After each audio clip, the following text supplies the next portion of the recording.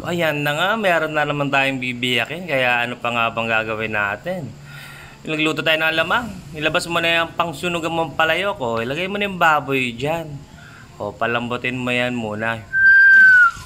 O, habang pinapalambot mo yung baboy, yan.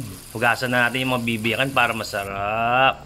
Yan o, para mamaya sausaw na lang ng sausaw. O, tapos ayan ha.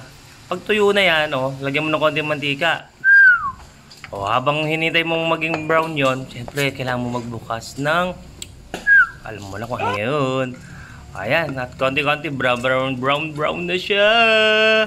Ayan, pag brown na, o, siyempre, ano pang gagawin mo dyan? Nilagay mo na yung bawang. Ano pa ba hinihintay mo dyan para mabilis tayo?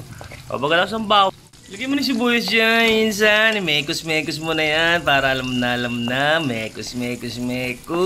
Woo! Insan, let's go. O, tapos pagkatapos yan, ilagay mo na si Barney. Ay, hindi pala si Barney yan. Alamang pala. Ewan kung bakit pink. Siguro para mukhang Barney. Tapos syempre, lalagay mo yung pampatalino konti. O, yan o.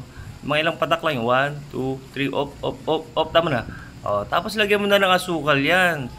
O, para maging brown. O, yan o. Naging brown na siya. Siyempre, huwag makakalimutan niya sili.